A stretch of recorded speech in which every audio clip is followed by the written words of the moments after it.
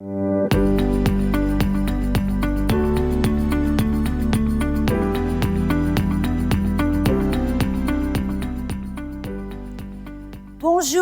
et bienvenue à nouveau à notre émission In Studio. Je suis Audrey Mac et nous sommes ensemble pour partager un bon moment sur quelque chose qui me passionne. C'est les violents qui s'en emparent.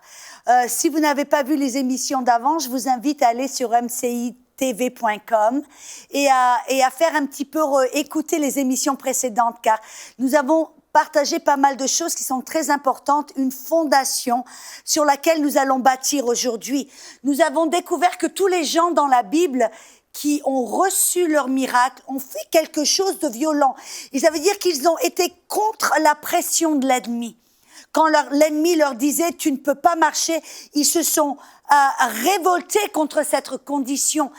Ils ont fait des choses comme par exemple le jour du sabbat. Quelqu'un qui était près d'une piscine et Jésus est allé vers lui, il lui a dit « veux-tu être guéri ?» Et l'homme a dit, ben oui, mais non, mais je voudrais bien, mais il n'y a personne pour me mettre dans la piscine, je suis tout seul. Il était dans une passivité, dans une acceptation, et il était là sans rien faire. Et Jésus lui a dit, veux-tu? Et la parole veux-tu, c'est désires-tu d'une manière ardente et es-tu déterminé à faire ce qui est nécessaire? Et Jésus lui a demandé de faire quelque chose de radical. A priori, ça n'a l'air de rien, mais il lui a dit, lève-toi et prends ton lit, mets-le sous le bras et va chez toi. On dit, mais qu'est-ce que ça veut dire? En fin de compte, Jésus lui a dit de faire quelque chose qui était interdit le jour du sabbat. Il a fait, en fin de compte, il a été violent dans le fait qu'il a été contre la culture, contre la loi, contre les traditions des pharisiens. Vous voyez, c'était pas le cœur de Dieu. C'était les traditions des pharisiens qui l'empêchaient de recevoir sa guérison le jour du sabbat. Et il a été disposé à faire ce que Jésus lui a dit de faire. Et des fois, vous et moi, c'est ce que l'on va devoir faire pour prendre possession des promesses de Dieu, de notre héritage qui nous a été donné en Jésus-Christ. Nous allons devoir faire de preuve d'une certaine violence. On a vu que la violence, c'est pas simplement faire des crier ou exercer d'une manière quelque chose, une violence physique, mais souvent c'est d'aller à contre-courant, contre ce que l'ennemi veut faire contre vous, ce que votre chair veut faire pour réagir à la situation. Amen. Et donc, on a vu que, comme Abraham, qui a reçu une promesse de Dieu et qui a fait pendant 25 ans, qui a été convaincu et qui a tenu bon pendant 25 ans jusqu'à ce qu'il ait reçu son miracle. Pourquoi? Parce qu'il avait une conviction. Il était pleinement convaincu. Et je vous garantis, quand les gens l'ont appelé Abraham, et il a dit non, maintenant vous allez m'appeler Abraham. Les gens ont peut-être regardé, ont ricané, ont chuchoté, se sont moqués de lui en disant ouais, oui, sa femme, elle peut même pas avoir un enfant, et puis lui il dit je suis père de multitudes. Mais il a continué contre le jugement des gens, contre ce que les gens pensaient, disaient. Non, il a fait preuve de cette même là de violence. Et on a vu que vous et moi, pour s'emparer des promesses de Dieu avec violence, car ce sont les violents qui s'en emparent, on va devoir apprendre à se mettre en colère. Et on a vu dans l'émission précédente que se mettre en colère, qu'est-ce que ça veut dire vraiment? Ça veut dire résister ce que l'ennemi essaie de faire dans votre vie. Résistez ce que le diable veut faire dans votre vie. On a vu qu'on a tendance dans cette culture de tolérance, d'acceptation et de passivité, on a tendance à accepter tout ce qui nous est, tout ce qui nous arrive, on l'accepte comme étant que sera, c'est la vie, c'est ça, et bien je peux rien changer. Or que vous et moi, que nous sommes fils et filles du royaume, et les valeurs du royaume, les vérités du royaume, c'est que nous sommes bénis en Jésus-Christ, nous sommes fils et filles de Dieu. Et dans le royaume de Dieu, comme partout où Jésus allait, il disait, le royaume de Dieu est près de vous. Les gens étaient guéris, les gens étaient délivrés, les gens étaient nourris, les gens étaient ressuscités, les gens avaient de l'espoir, les gens venaient en contact avec l'amour de Dieu et non pas le jugement. C'était ça, le royaume de Dieu. Alléluia. Et ça veut dire que vous et moi, en tant que fils et filles de Dieu, tout ce qui est contraire à ces vérités du royaume, à cet héritage du royaume, tout ce qui est contraire à ça, on doit apprendre à ne pas l'accepter, à le rejeter et à le résister. Amen. On a vu que vous et moi, on doit apprendre à avoir cette attitude contre le mal, contre tout ce que l'ennemi essaie de faire dans notre vie. Amen. Tout comme on ne doit pas le tolérer, on ne doit pas l'accepter, on ne doit pas s'y soumettre, tout comme on ne le ferait pas avec le péché. Parce qu'on a vu, et je récapitule très vite, que le péché, en fin de compte, c'est ce qui a amené la mort spirituelle et c'est ce qui a amené, en fin de compte, tout le mal et toutes les œuvres du diable sur la terre et dans votre vie. Et tout comme on n'accepte pas le péché, on n'accepte pas ce mal. Ils sont frères et sœurs, si vous me permettez de le dire de cette manière. Donc ça veut dire que vous et moi, on apprend à résister. On apprend à se lever à l'intérieur contre ce que l'ennemi fait dans notre vie, que ce soit la pauvreté, la maladie, la division dans votre famille, la corruption, bref.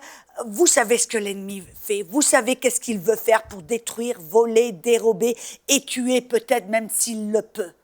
Mais on a découvert que pour résister, on doit connaître cette vérité.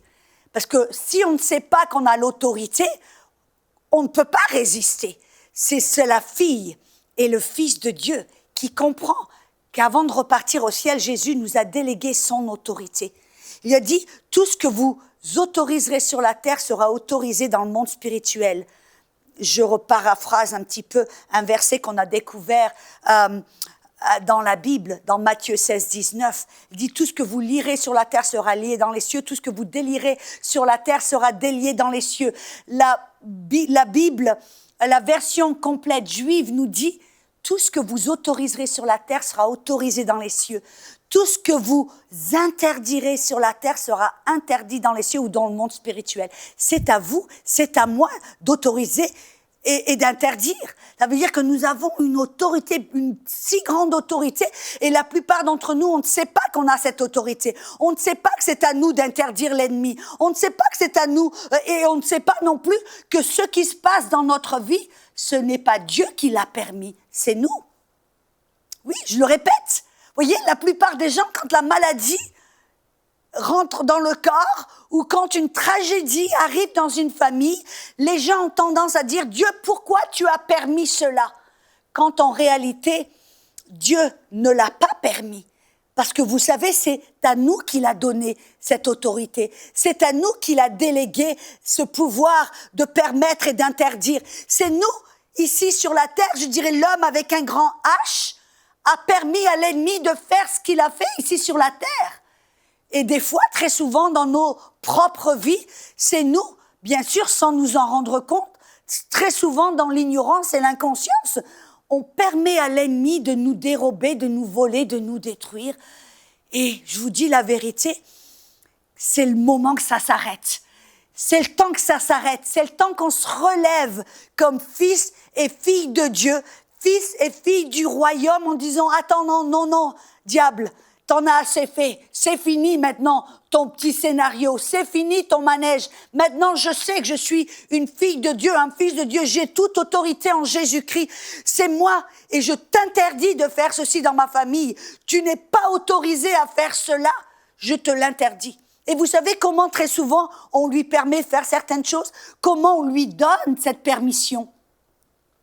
Au travers de nos paroles. Parce que c'est avec nos paroles qu'on exerce l'autorité. Vous avez vu, quand Jésus exerçait l'autorité, il parlait à la montagne, il parlait à la mer, il parlait au vent, il parlait à la maladie, il parlait aux démons. Il exerçait l'autorité avec ses paroles. Et de la même manière, vous et moi qui sommes appelés à faire les mêmes œuvres que Jésus, nous allons exercer cette autorité, nous allons résister l'ennemi, nous allons nous relever à l'intérieur et nous mettre en colère contre l'ennemi en exerçant l'autorité et en lui interdisant de faire certaines choses. Ou comme je vous l'ai dit, souvent on lui permet de faire certaines choses au travers de nos paroles. Qu'est-ce que je veux dire par là? Vous savez, des fois, j'entends des gens qui disent certaines choses, ou même des fois, moi je me surprends dire certaines choses et je dois me rattraper en disant « Oh, non !» Parce que Notre autorité, on l'exerce au travers de nos paroles. Les choses que l'on dit. Dans Marc 11, 23, Jésus a dit que nous aurons ce que nous allons dire. Il dit, tout ce que vous dites s'accomplira. Quand je dis, je suis malade, au travers de mes paroles, j'autorise la maladie. Ou par exemple, comme l'autre jour, j'étais avec un monsieur, il me dit, ma maladie, mon diabète, Bref, il avait pris possession et en prenant possession de cette maladie, avec ses paroles, il permettait à cette maladie de rester dans son corps et de faire ce que la maladie fait. Quand on dit « Oh, je peux jamais payer mes factures, je peux jamais… » Dès que j'ai… Les choses que vous dites, vous dites… Par exemple, un petit exemple. Moi, par exemple, je rencontre des gens qui disent « Ah, tu sais Audrey, si je vais dans une pièce et qu'il y a un microbe qui se promène, ben moi, je te garantis que je vais me l'attraper. La grippe, hop, tout de suite, je serai malade. » Au travers de leurs paroles, qu'est-ce qu'ils ont fait? Au travers de leurs paroles, ils ont permis à la maladie de venir. Et Jésus a dit, ce que vous permettez sur la terre devra être permis dans le monde spirituel. En d'autres mots, d'une manière légale. Vous voyez, les choses se font d'une manière légale. Légalement, quand vous permettez les choses sur la terre, ici, au travers de vos paroles, dans le monde spirituel, l'ennemi est délié, l'ennemi a reçu une permission et Dieu ne peut pas. Parce que Dieu est un Dieu de légalité, c'est lui qui a mis les choses en place. Cette loi d'autorité, c'est Dieu qui l'a mis en place et Dieu ne va pas briser sa loi. Dieu ne va pas aller contre les choses qu'il a mis en place. Et il a dit, je te donne l'autorité. Quand tu autorises, quand tu interdis, eh ben, moi, je vais pouvoir renforcer avec ma puissance dans le monde spirituel. Et voyez, quand on dit, c'est ma maladie, je permets, s'il y a un microbe, je me l'attrape. Mon père est mort du cancer, mon grand-père est mort du cancer, moi, c'est sûr que je vais attraper le cancer. Avec vos paroles, vous permettez certaines choses. Amen. Et donc, c'est de cette manière que l'ennemi obtient la permission. Et ça veut dire que vous et moi, on doit voir, comprendre et se dire, oh là là, non, on doit arrêter ça. Et vous savez, c'est pour cela que l'ennemi vous bombarde constamment avec la mort, la maladie, l'incrédulité, la pauvreté, tout un tas de choses, même des choses sexuelles, violentes. On est bombardé au cours de la journée. Si vous regardez 10 minutes de télé, vous êtes déjà bombardé avec tout un tas de choses qui sont contre les valeurs du royaume, contre les bénédictions de Dieu, contre les vérités spirituelles. Et c'est au travers de ce qu'il vous permet de voir, d'entendre, d'écouter. Ces choses rentrent dans votre cœur. Et la Bible dit, de l'abondance de votre cœur, votre bouche va parler. Si au cours de la journée, ce que vous entendez, ce que vous voyez, ce que dans laquelle vous êtes exposé toute la journée, c'est de la violence, de l'immoralité, c'est de la pauvreté, c'est de la maladie, de la mort, bref, j'en passe et plein. Si c'est ce que vous voyez constamment, ça va rentrer dans votre cœur. Ça va rentrer dans votre cœur. Voyez, vos yeux, vos oreilles, ce sont les portes de votre cœur. Ça rentre dans votre cœur et tôt ou tard, ça va sortir. Et là, au travers de ces paroles, remplies de mort, de pauvreté, de maladie, l'ennemi obtient la permission. Ça veut dire que vous et moi, on doit changer ça. On doit changer ça. On doit se dire non, je ne vais plus permettre. Je vais regarder ce que je dis. Au travers de mes paroles, je vais interdire. Et ça veut dire que vous et moi, on va devoir faire preuve d'une certaine violence. Ça va pas être facile au début. Ça va pas être facile, mais on va devoir comprendre que on doit protéger nos oreilles, protéger nos yeux, protéger notre cœur. C'est ce que David dit dans Proverbe 4. Protège ton cœur, parce que de là sortent les issues de la vie. C'est de là que sort la foi et la vie. Protégez votre cœur, protégez vos oreilles, protégez vos yeux. Et j'irai remplissez votre cœur avec la parole de Dieu. Oh, alléluia, amen. Et puis vous savez aussi, l'ennemi va obtenir permission au travers des paroles qui vous sont prononcées, qui vous sont parlées et déclarées. C'est pour ça même ce que vous entendez à la télé, ce que vous entendez à la radio ou sur peu importe, au cours de la journée, ces paroles, si vous les permettez dans vos oreilles, dans votre cœur, dans votre vie, la Bible nous dit, elles vont, en fin de compte, faire quelque chose dans votre vie. Elles vont vous désensibiliser, elles vont vous faire accepter certaines choses. Voyez, si vous entendez quelque chose, après un certain bout de temps, c'est normal, on accepte, c'est ça. Voyez, et c'est ce que l'ennemi est en train de faire. Par exemple, il y a un verset dans Ésaïe 54, verset 17, qui dit que toute arme forgée contre toi ne prospérera pas et toute langue qui s'élève contre toi en jugement, tu la condamneras. C'est un verset là que je lis dans la Darby. Et ce verset-là nous dit que quand il y a une parole prononcée contre toi et que tu entends, si tu ne la condamnes pas, si tu ne l'annules pas, elle va devenir une arme forgée contre toi. Et cette arme, ça va devenir quelque chose qui va venir pour te détruire. Et qu'est-ce que ça va faire? Ça va venir pour voler, détruire, peut-être tuer. Ça veut dire que vous et moi, on va devoir faire preuve de violence.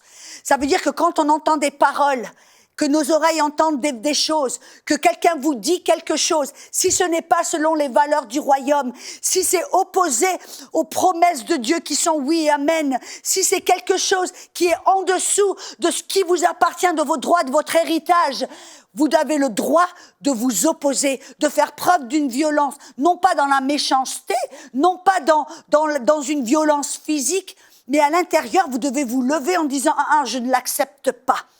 Et vous pouvez le dire avec gentillesse, avec douceur. Mais voyez, à l'intérieur, c'est je ne l'accepte pas, non, non, non. Je me rappelle, moi, ça est arrivé plusieurs fois où j'ai eu ces témoignages. Amen. Il y a une dame qui a été diagnostiquée avec un enfant. Dieu lui avait dit, je te donne cet enfant. Elle en avait déjà 3. Elle dit, je te donne un 4e enfant. Elle dit, et Dieu lui a montré que cet enfant a été appelé, destiné, que c'était le Dieu qui lui avait donné. Et puis elle est allée chez le docteur et elle a appris que cet enfant allait être trisomique, était trisomique. Tous les détails, du nez, des os, bref, la morphologie de cet enfant, c'était évident au travers des différents examens. Amen. Ils ont vu que cet enfant était trisomique. Et le papa de cet enfant, la maman et le papa qui avaient entendu ce message, qui savaient la vérité, qui savaient que cet enfant était un don de Dieu, que Dieu, quand il donne des dons, ce sont des bons dons parfaits. Alléluia, comme Jacques 1,17 nous dit, tout ce qui descend de Dieu est bon et parfait. Alléluia. Et ils se sont dit, non, non, non, cet enfant est un cadeau de Dieu. Et ils se sont élevés. À l'intérieur, le papa a fait preuve de cette violence. À l'intérieur, il s'est relevé. Il s'est mis en colère, non pas dans la méchanceté, mais c'était une colère juste, une colère sainte. Amen. Et il a dit au docteur, merci. Je sais que vous faites votre boulot et on vous remercie. Mais je vous dire, Dieu nous a donné cet enfant. Alors je vous dis tout de suite, cet enfant va naître parfait. Cet enfant va naître parfait. Et le docteur, en fin de compte, le regardant, en disant, mais monsieur, oui, ils se sont un peu moqués. Puis ce papa, pendant 9 mois, il a dû continuellement se relever à l'intérieur. Et vous savez, ça c'est l'exemple de ce monsieur, mais c'est l'exemple de beaucoup d'autres personnes que j'ai entendues qui m'ont envoyé leur témoignage. Cet enfant est né parfait. Il n'était pas trisomique, même si au cours de tous les mois, pendant la grossesse, il y en avait toutes les évidences et toutes les preuves. Mais ce monsieur a refusé. Vous voyez, il s'est mis en colère à l'intérieur. Il a refusé d'accepter ce que l'ennemi essayait de faire. Il a résisté avec ses paroles. Il a annulé le diagnostic. Avec ses paroles, il a condamné ce diagnostic et il a dit non, non, non, ça fait pas partie du plan de Dieu. Ça, ce n'est pas ce que Dieu nous a promis. Voyez un petit peu, il a fait preuve de cette violence. C'était pas facile. C'était pas facile de regarder un docteur dans les yeux en leur disant docteur, merci, mais non merci. Et comme je dis, il n'a pas été méchant ou il n'a pas été arrogant, il n'a pas été violent d'une manière physique. Non, il a souri, très gentil, mais à l'intérieur, il y avait cette violence qui a résisté et qui a été contre cette pression que les docteurs mettaient contre lui. Et l'ennemi, je dirais plutôt, amen, alléluia. Et c'est pour ça que vous savez que Jésus, des fois, se mettait en colère. Quand on parle de cette colère, de se mettre en colère, on sait que c'est pas contre la chair et le sang. On a découvert que c'est contre l'ennemi ou contre le plan de l'ennemi dans notre vie. Et vous savez que des fois, Jésus, c'est ce qu'il a fait. Il s'est mis en colère. Il y a des fois où Jésus, c'était pas une colère méchante, et physique, c'était une colère sainte. C'est ce que la Bible, en fin de compte, nous révèle dans Éphésiens, chapitre 4, versets 26 et 27. Paul nous dit, « Mettez-vous en colère et ne péchez pas. » Vous voyez, c'est même le titre de notre émission. « Mettez-vous en colère et ne péchez pas. Et que le soleil ne se couche pas sur votre irritation. Et ne donnez pas occasion au diable. » Il y a certains qui nous ont dit oui, si. Et il y a certaines versions qui l'ont traduit différemment de ce que les textes originaux réellement nous disent. Certains ont dit oui, si tu te mets en colère, ne pêche pas. C'est pas ce que la Bible nous dit, mes amis. Quand on regarde dans le grec, même différentes versions, comme par exemple, je crois que c'est la Bible du peuple, qui dans la Bible d'Arby, qui dit « Mettez-vous en colère », c'est un ordre. C'est pas si, c'est « Mettez-vous en colère ». C'est un ordre, comme « Lève-toi », comme « Fais ceci » ou « Fais cela ». C'est un ordre que le Saint-Esprit nous donne au travers de l'apôtre Paul. « Mettez-vous en colère ». Et ne péchez pas. Pourquoi? Parce qu'il y a un genre de colère qui n'est pas le péché. C'est une colère juste, une colère sainte. C'est la même colère que Jésus avait quand il est allé dans le temple. Vous vous rappelez qu'il a vu de l'injustice. Il a vu que les gens marchandaient, ils vendaient et ils ont transformé la maison de son père qui devait être une maison de prière. Ils l'ont transformée en une maison pour les brigands et les vendeurs et les marchandeurs. Oh, Jésus s'est mis en colère et d'une manière préméditée, il a pris des cordes, il en a fait un fouet et il a fait du balayage. Voyez, Jésus s'est mis en colère, mais il n'a pas péché. Parce que c'était une colère contre le mal, une colère contre l'injustice, une colère contre une culture et une façon de faire et de penser qui était contre les valeurs du royaume de Dieu, contre l'intention que Dieu avait pour cette maison de prière. Et vous et moi, on doit avoir et développer et cultiver ce même genre de colère intérieure. C'est pour ça que la Bible nous dit de haïr le mal. Alléluia. Et là, on voit que là, Éphésiens 4 nous dit, mettez-vous en colère et ne péchez pas. Que ce soit une colère sainte, une colère juste, comme Jésus avait. Amen. Il dit, et que le soleil ne se couche pas sur votre irritation. J'aime bien, j'ai regardé dans la Bible du peuple, il dit que le soleil ne se couche pas avant votre colère. Qu'est-ce que ça veut dire?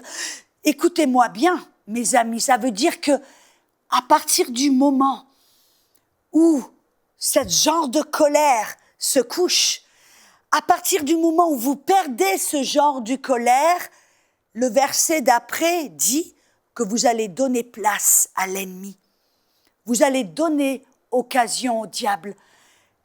En fin de compte, vous et moi, nous devons développer et cultiver ce genre de colère contre le péché, contre le mal, contre la maladie, contre tout ce que le diable essaie de faire pour nous voler, nous dérober, nous tuer.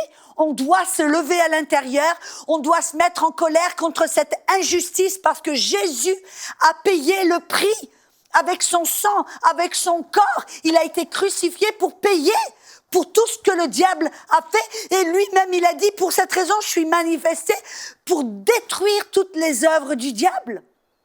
Et vous et moi, c'est de la même manière. On doit apprendre à se mettre en colère contre les œuvres du diable afin de pouvoir prendre possession, alléluia, et s'emparer de ce que Jésus a fait, du prix il a payé le prix afin que vous et moi, nous puissions prendre possession, Alléluia, de cet héritage, de ces biens, de cette guérison, de tout ce qu'il a fait pour nous. Amen. Voyez, on ne doit pas être passif. Parce que c'est ça le problème. À partir du moment où on est passif, voyez, non seulement le diable obtient notre autorisation au travers des paroles que l'on dit, au travers des paroles qui nous sont prononcées, et si on ne les annule pas, par défaut, en fin de compte, on lui donne permission. Si on se dit, oh, je veux offenser personne, je veux rien dire, je veux rien faire, et que vous n'ouvrez pas la bouche, vous lui donnez la permission. Une personne silencieuse est une personne, vous voyez, dans le royaume de Dieu, il n'y a pas de neutralité. On ne peut pas rester au milieu. C'est où les ténèbres ou la lumière, c'est où la vérité ou la fausseté. En fin de compte, on ne peut pas rester au milieu en disant, moi je dis rien, et puis si je reste rien, je reste neutre. Non, à partir du moment où vous restez neutre, vous reculez. Le royaume de Dieu est forcé. Voyez, on voit, ce sont les violents qui doivent s'en emparer, qui doivent presser, qui doivent faire preuve de force. Ça veut dire qu'il y a un effort de notre part contre le courant de l'ennemi, contre la pression de l'ennemi. Amen. Et voyez, si vous essayez de rester passif, vous allez reculer. Voyez, vous vous rappelez dans le jardin d'Éden, qui était parfait, il y avait la volonté parfaite de Dieu, et puis l'ennemi est venu avec la tromperie, la séduction, le mensonge. Il est le père du mensonge. Il est venu, il a tenté Ève. Il lui a dit, oh, regarde un petit peu. Si tu manges et tu touches, tu vas être comme Dieu. Et puis, Adam, la Bible nous dit que Adam, il était là, à côté d'Ève. Il a tout vu, il a tout entendu. Et qu'est-ce qu'il a fait? Rien du tout. Il est resté passif. Et dans sa passivité, il a perdu son autorité, il a perdu sa position, il a perdu sa justice, il a perdu les bénédictions, il a tout perdu. Parce qu'il est resté passif, en pensant que rester neutre et que de ne rien faire, tout est... Non, voyez, ne restez pas dans la passivité. Apprenez à vous relever à l'intérieur, à résister ce que l'ennemi essaie de faire. Allez contre cette pression de l'ennemi. Alléluia. Oh, c'est bon. C'est bon, c'est bon. Je voudrais prier pour vous maintenant. Si vous êtes là, et comme je vous l'ai dit auparavant, vous voyez, très souvent, le problème, c'est que d'une manière, on peut être tellement gentil, tellement doux, mais dans le royaume de Dieu, dans l'esprit, on doit apprendre à être des lions. On peut être une brebis à l'extérieur, on peut être un petit agneau à l'extérieur, gentil et doux, et oui, les fruits de l'esprit doivent se manifester en nous et au travers de nous. Mais à l'intérieur, on doit être des lions comme le lion de Juda. On doit apprendre à se relever, à se mettre en colère contre toute injustice. Parce que quand l'ennemi essaie de faire quelque chose pour vous détruire, il commet une injustice dans le monde spirituel. Alors relevez-vous, mettez-vous en colère. Et je prie maintenant pour tout esprit de timidité, pour tout esprit de peur, pour tout esprit de peur d'offenser. Et je prie que cet esprit de timidité, de peur, soit lié sur votre vie. Et je déclare au nom de Jésus que cette audace spirituelle, cette violence spirituelle fasse partie maintenant de votre cœur, de votre ADN, car votre Père, Alléluia, est un Dieu puissant. Jésus qui est votre Père est le lion de Juda. Alors, relevez-vous à l'intérieur. Et je prie au nom de Jésus pour un esprit de révélation et de sagesse, afin que vous appreniez à résister l'ennemi, à vous relever dans votre justice, dans votre citoyenneté du royaume de Dieu, car vous êtes fils et filles de Dieu.